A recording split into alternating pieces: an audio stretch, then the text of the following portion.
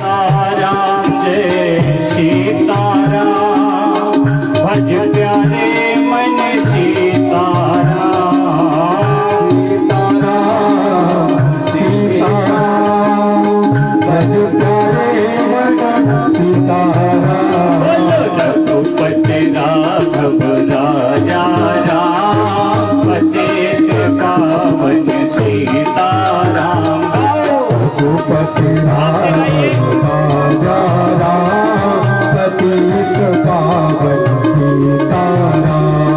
रघुपति राघव राजा राम, पतित पावन सीताराम।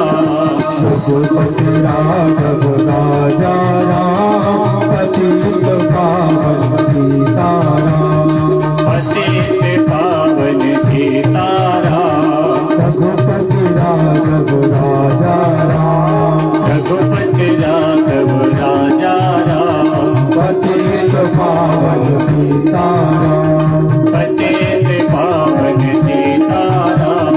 रघुपति राघव राजा राम, रघुपति राघव राजा राम, पतित पावन सीताराम। पतित पावन सीताराम। रघुपति राघव राजा राम, रघुपति राघव राजा राम, पतित पावन सीताराम। रघुपति राघव राजा राम, पतित पावन सीताराम।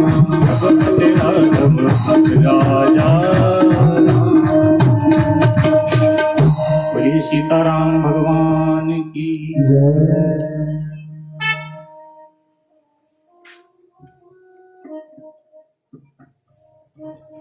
बड़े हर्ष, उल्लास और सौभाग्य की बात है,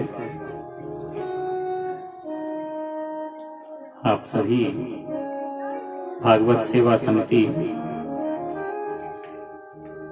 की तरफ से 15वीं कथा का रसपान कर रहे हैं। श्री हनुमंत लाल की कृपा से मुझे इस गद्दी पर चौथी बार बैठने का अवसर प्राप्त हुआ है आप सभी के दर्शन के लिए।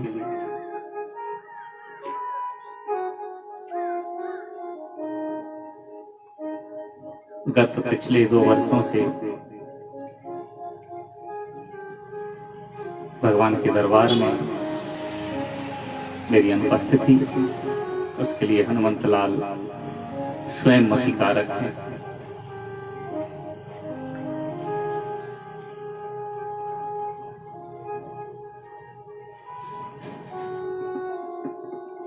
सर्वप्रथम कथा में प्रवेश करने से पूर्व हमें ये ज्ञात होना चाहिए, हम जिस कथा का श्रवण कर रहे हैं, जिस कथा का हम पान कर रहे हैं, वो कौन सी कथा है, उसका मतलब क्या है। आज हम सब कलश यात्रा में सम्मिलित थे, इस कारण से आज कथा में थोड़ा विलंब हुआ है। आइए इस आज मंगलाचरण में हम प्रवेश करेंगे। जो हमारे सामने साक्षात उपस्थित ग्रंथ है, ये कोई पुस्तक नहीं, ये कोई किताब नहीं, ये साक्षात राघवेंद्र सरकार का स्वरूप है।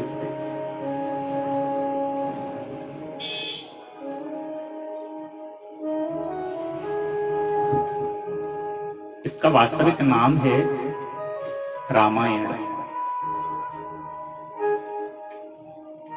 पर इसका दूसरा जो इस समय कलयुग में सबसे ज्यादा प्रचलन है समाज में, वो है रामचरितमानस का। पहले हमें ये जानना चाहिए रामायण कहते किसको हैं, रामचरितमानस का तात्पर्य क्या होता है। ये हमारी समझ में जब आएगा, जब ही हम कथा में प्रवेश कर पाएंगे। रामायण 4 शब्द हैं, रामायण। राम के विषय में तो लगभग में हर जीव को पता है। राम कौन है? राम परम ब्रह्म है। और राम क्या है? राम ईश्वर है। ईश्वर कौन है? वेद कहता है कर्तुम अकर्तुम अन्यथा कर्तुम सह ईश्वर। ईश्वर की परिभाषा बताई है कर्तुम, अकर्तुम, अन्यथा कर्तुम। मीन्स मतलब कर्तुम जो करने लायक है उसे भी करे, अकर्तुम जो नहीं करने लायक है उसे भी करे, अन्यथा कर्तुम जो समझ में भी ना आए उसे भी कर दे, वो ईश्वर होता है। हमारी समझ में जो आएगा उसे हम कर सकते हैं, जो हमारी समझ में ही नहीं आएगा उसे हम नहीं कर सकते। ये सामर्थ्य परमात्मा की होती है जो कर सकता है। तो करने लायक है उसे भी करे, न करने लायक है उसे भी करे, और जो हमारी समझ से परे है उसे भी करे। यही ईश्वर है। राम है ईश्वर, और अयण कहते हैं घर को। अयण मीन्स घर, हाउस, होम, ग्रह। तो राम जिसका घर है, या राम का जो घर है, ईश्वर का जो घर है, भगवान का जो घर है, परमात्मा का जो ग्रह है, वही रामायण है। राम मीन्स भगवान, ईश्वर, और अयण मीन्स निवास, घर। राम का जो घर है वो क्या है? रामायण। इसका दूसरा नाम है जी रामचरितमानस। रामचरितमानस। श्री गोस्वामी तुलसीदास जी महाराज ने इसका निरूपण किया है। तो रामचरितमानस, मानस का अर्थ होता है मन। हमारा जो मन है यही मानस, और चरित मीन्स चरित्र, कैरेक्टर, और राम ईश्वर। यानी कि हमारा जो चरित्र है वो मन के द्वारा, ऐसा हमें अपना चरित्र बनाना चाहिए। कैसा? जैसा ईश्वर का था। ईश्वर का कैसा चरित्र था अभी बताएं। ईश्वर की परिभाषा, कर्तुम अकर्तुम अन्यथा कर्तुम सह ईश्वर। ऐसा अगर हमारा चरित्र बन जाए, ऐसा हमारा चित्त बन जाए। इसका दूसरा तात्पर्य बहुत सरल भाषा में समझिए। रामचरितमानस, मानस को छोड़ दीजिए आप। मानस का तात्पर्य वैसे मन से आया है, लेकिन आप मानस का तात्पर्य प्यूपिल से मानिए, मनुष्य से मानिए, हम जीव से मानिए। इस जीव का चरित्र, चरित्र मीन्स चरित्र, कैरेक्टर कैसा होना चाहिए? बोले जैसा राम का है।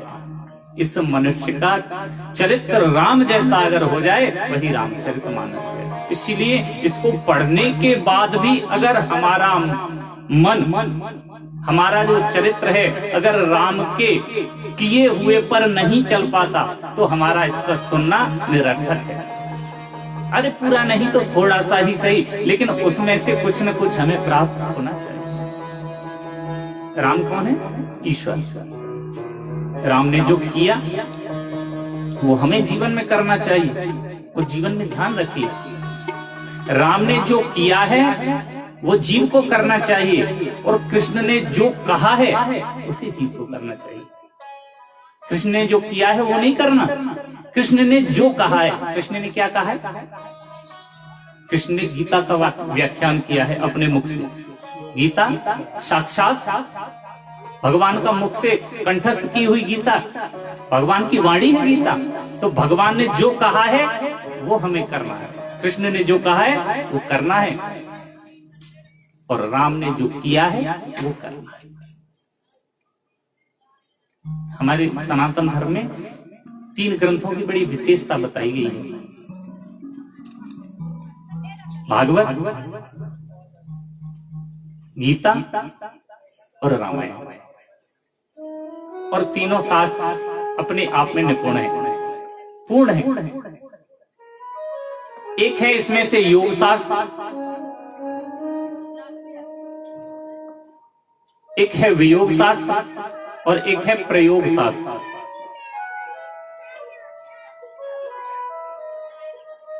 योग शास्त्र है गीता।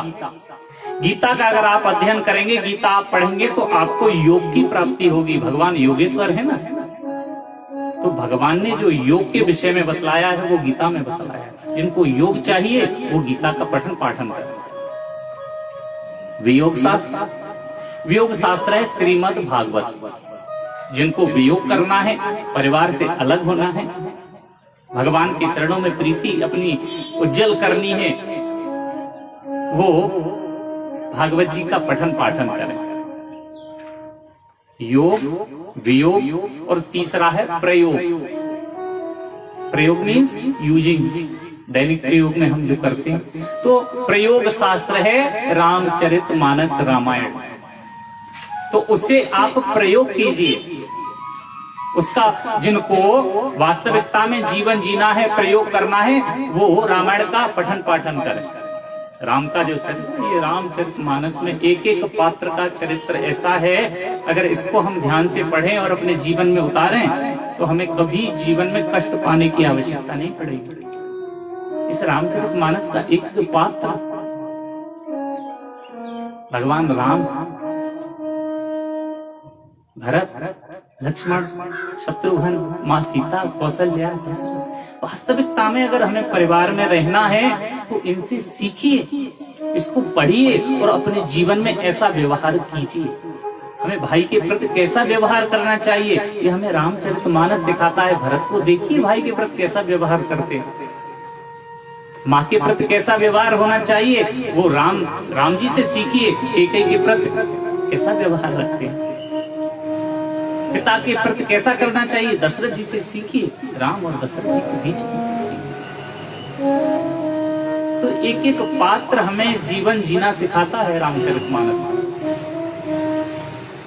तो प्रयोग शास्त्र है रामचरितमानस। इसको प्रयोग कीजिए, पढ़िए और फिर जीवन में उतारिए और इसका प्रयोग कीजिए घर में। अच्छा, ये जो रामचरितमानस है, इसका निरूपण कहां से हुआ, कहां से आई है? जो अब कलयुग में रामचरितमानस है, ये तो तुलसीदास जी महाराज का वर्णन किया गया है, इसमें तुलसीदास जी ने इसको उल्लेखित किया है। और जो वाल्मीकि रामायण है वो वाल्मीकि जी ने लिखी है। लेकिन इनसे पहले, बोले इनसे पहले भी महाराज ये थी, वो सबसे पहले इसका उल्लेखन किसने किया? तो सबसे पहले इसके उल्लेखन के विषय में आया है रच महेश निज मानस राखा। महेश कौन है? महेश कहते हैं भगवान भोलेनाथ। सर्वप्रथम इसका उल्लेखन भगवान भोले शंकर जी ने किया और रच महेश निज मानस राखा, इसको रच करके मन में धारण कर लिया, बाहर उजागर नहीं किया। क्योंकि भगवान भोलेनाथ के जो इष्ट है ना, वो राम है और वो अपने इष्ट को किसी को देना नहीं चाहते। अगर आपका कोई प्रिय हो, क्या आप उसे किसी को देना पसंद करेंगे? नहीं करेंगे। इसलिए भगवान भोलेनाथ किसी को देना नहीं चाहते, इसलिए उन्होंने रामचरितमानस का निरूपण करके अपने मन में रख लिया कि मैं इसको उजागर ही नहीं करूंगा। लेकिन ये बात जब देवताओं को पता चली, ऋषियों को पता चली, पहुंच गए भगवान भोले शंकर के पास। बोले हमने सुना है आपने रामायण का जो उल्लेखन किया है वो किया है। भगवान भोलेनाथ कभी झूठ नहीं बोलते। भगवान भोलेनाथ ने कहा हाँ किया है ना, तो आप उसे हमें प्रदान कर दें। नहीं नहीं नहीं, मैं आपको नहीं दे सकता। भगवान भोलेनाथ ने कहा नहीं, मैं नहीं दे सकता, क्योंकि वो मेरे इष्ट की है और मैं अपने इष्ट को किसी से बांटना नहीं चाहता, शेयर नहीं करूंगा। ऋषियों ने, मुनियों ने, देवताओं ने कहा महाराज अच्छा आप उसका हमें दे नहीं सकते तो उसके विषय में हमें अवगत तो कराइए, क्या है उसमें? बोले वो अवगत कराने का विषय तो है, बस आप इतना समझ लो कि वो कोई छोटा मोटा ग्रंथ नहीं है, वो बहुत बड़ा ग्रंथ है। तो ऋषियों ने, मुनियों ने, देवताओं ने भगवान भोले शंकर से पूछा कोई उसकी सीमा तो होगी, उसमें कितने श्लोक हैं, कितने मंत्र हैं, कितनी चौपाइयां हैं, हमें ये तो बताओ। भगवान भोलेनाथ बोले उसमें 100 करोड़ मंत्र हैं, 100 करोड़ श्लोक हैं। देवता तो बड़े स्वार्थी हैं ना, देवता बहुत स्वार्थी हैं। देवताओं ने कहा 100 करोड़ भगवान भोले शंकर के पास, इसमें से कुछ अगर हमें प्राप्त हो जाए तो अच्छा रहेगा। ऋषियों ने, मुनियों ने और देवताओं ने, तीनों ने कहा महाराज ऐसा करो ना, आपके पास तो 100 करोड़ है, हाँ उसमें से थोड़ा सा हमें भी दे दो। भगवान भोलेनाथ बोले नहीं नहीं मैं नहीं दूंगा,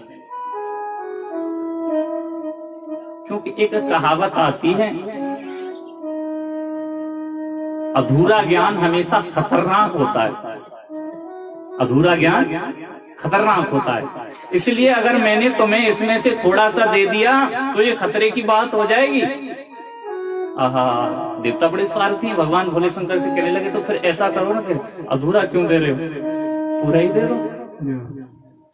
भगवान भोलेनाथ कहने लगे अगर मैं तुम्हें पूरा दे दूंगा तो फिर ये ऋषि आए हैं, ये मुनि आए हैं, ये बुरा मानेंगे। तो देवता बोले थोड़ा थोड़ा इन्हें भी दे दो। बोले थोड़ा थोड़ा नहीं, मेरे यहाँ कोई ऐसा नहीं चलता प्राइवेट काम चलता हो, नहीं, मेरे यहाँ तो सब बराबर हैं। तो बोले महाराज फिर बराबर बराबर दे दो।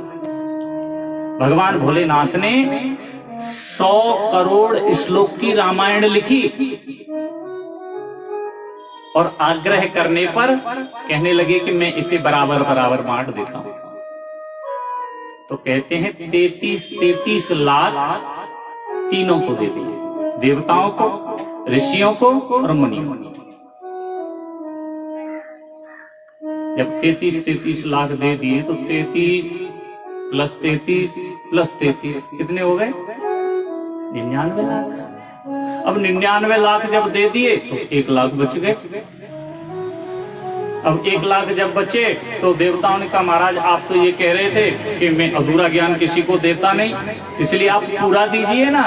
भगवान भोले शंकर कहने लगे भैया अब इसका बंटवारा कैसे करूं? तो बोले 33 लाख तो दे दिए, 1 लाख जो बचे इनमें से भी कर दीजिए। तो भगवान भोले शंकर ने फिर उनमें से बंटवारा कर दिया। अब की बार 33 हजार दे दिए। अब फिर 33 का 33 into 3 is equal to 9।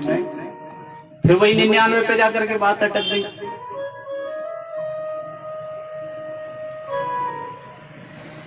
पहले 33 करोड़ दिए, फिर 33 लाख दिए, फिर 33 हजार दिए, लेकिन बात वहीं एक पर आकर के अटक जाती है। इस प्रकार से बंटवारा करते करते करते करते महाराज 33 पे बात आई, लेकिन एक फिर भी बच जाता है। लेकिन जब एक बचा, वास्तविकता में जब एक श्लोक भगवान भोले शंकर के पास रह गया तो भगवान शंकर कहने लगे कि इस श्लोक को मैं कैसे करूं? अब श्लोक एक है और लेने वाले 3 हैं। तो कहने लगे कि आपने पहले कह दिया कि आप पूर्ण ज्ञान देते हैं, इसलिए उसको भी रखिए, मत दे दीजिए। तो भगवान भोले शंकर ने जब उसे खोल करके देखा तो वो जो श्लोक था, जो मंत्र था, वो अनुष्टुप छंद था। और अनुष्टुप छंद में महाराज 32 अक्षर होते हैं। बोले तो इसमें से अक्षर ही बांट दो। 32 जब अक्षर थे तो उसमें से 10 अक्षर और बांट दिए। 2 अक्षर फिर भी भगवान भोले शंकर के पास रह गए। अब बोले 2 शब्द आपके पास रह गए। बोले इनका तो कोई बंटवारा हो ही नहीं सकता और न मैं ये किसी को दे सकता हूं और न दूंगा। कौन से 2 शब्द रह गए? बोले 2 शब्द रह गए, रा और राम। राम जैसे ही भगवान भोले शंकर ने कहा और कंठ में बंद कर लिया और कह दिया मैंने तुम्हें बंटवारा कर दिया, लेकिन ये 2 अक्षर में किसी को नहीं दे सकता। तो सर्वप्रथम इसका उल्लेखन किसने किया है? भगवान भोलेनाथ ने। रच महेश निज मानस। इसके बाद भगवान भोले शंकर ने तो इसका निरूपण किया, फिर वाल्मीकि जी द्वारा ये रचित और गोस्वामी तुलसीदास जी महाराज के द्वारा रचित।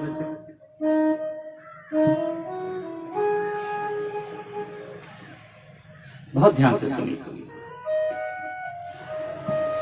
जिस समय भगवान ने राक्षसों का वध कर दिया, राक्षसों का वध करने के बाद भगवान राम का राज्याभिषेक हुआ अवधपुरी में। जितना वानर समुदाय था भगवान के साथ आया और भगवान ने सबसे ये कहा कि अब बहुत समय हो गया आपको मेरे साथ रहते हुए, अब मैं राजकाज संभालूंगा, आप अपने अपने स्थान के लिए चले जाइए। सभी जाने लगे। सुग्रीव जी जाते हैं, विभीषण जाते हैं, अंगद जाते हैं, नल नील इत्यादि सब चलते चले जाते हैं। लेकिन हनुमान जी महाराज जब जाने लगे तो हनुमान जी महाराज के नेत्र सजल हो गए। भगवान, मेरा तो जन्म ही आपके चरणों की सेवा करने के लिए हुआ है, मुझे आप अपने चरणों से अलग मत कीजिए। भगवान भोलेनाथ का साक्षात स्वरूप है श्री हनुमान जी महाराज। भगवान राम कहने लगे, मैं आपको अपने चरणों से दूर तो नहीं कर सकता, लेकिन इस समय अगर मैं आपको रख लूंगा तो ये सब बाकी के बानर बुरा मानेंगे, इसलिए आप ऐसा करो, कुछ समय के लिए चले जाओ, फिर बाद में वापस आ जाना। और महाराज वही हुआ। हनुमान जी महाराज कुछ समय के लिए भगवान के चरणों से दूर हुए, लेकिन जब चरणों से दूर हुए तो हनुमान जी महाराज कहते हैं कि अब मुझे क्या करना चाहिए। अगर मैं भगवान राम के चरणों में रहता हूँ, भगवान के पास रहता हूँ, तो मैं भगवान के चरणों की सेवा करता हूँ, भगवान की सेवा में रहता हूँ। लेकिन मैं चरणों से दूर हो गया, भगवान से दूर हो गया हूँ, तो मैं अब सेवा किस प्रकार से करूँ। मन में विचार आया, क्यों न मैं भगवान के गुणानुवादों को लिख करके वर्णन कर दूं। बहुत ध्यान से सुनिए।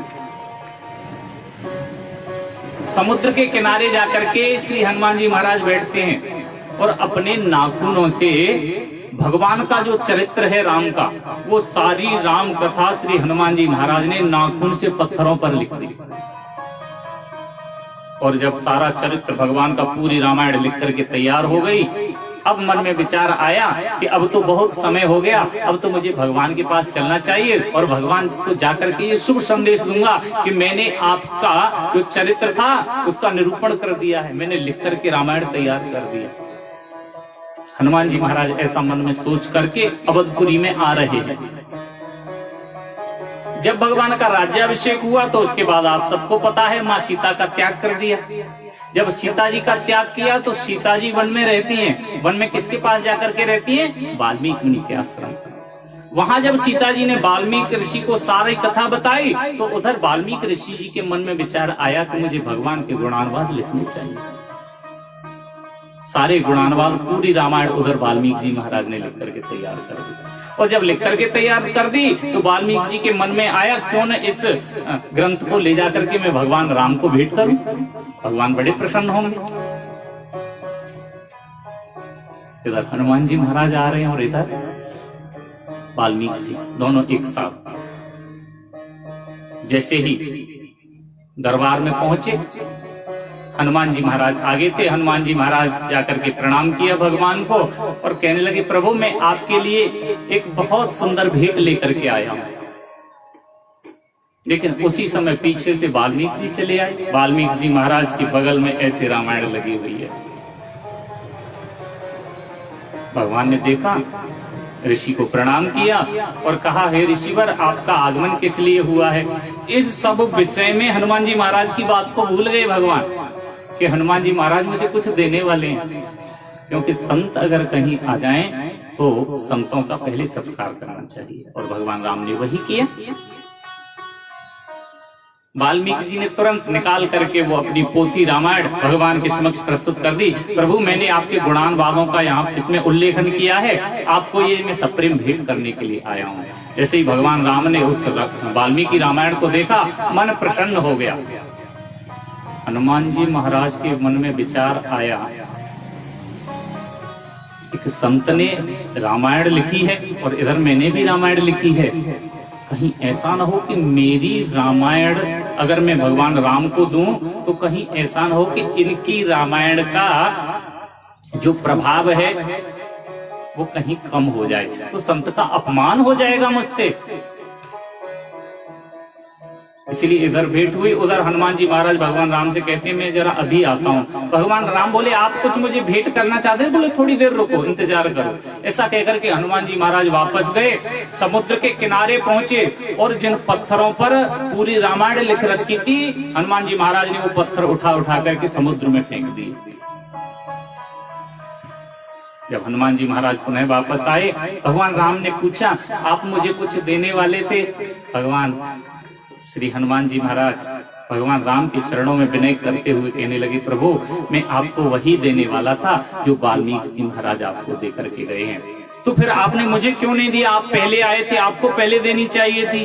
हनुमान जी महाराज बोले अगर मैं पहले देता तो संत का अपमान हो जाता, इस कारण से मैंने अपनी रामायण को पत्थरों पर लिखी थी, समुद्र में विसर्जित कर दिया। तो पहले जो रामायण लिखी गई, इस कारण से पहले तो भगवान भोलेनाथ ने, और हनुमान जी महाराज कौन है? हनुमान जी महाराज नहीं पता कौन है?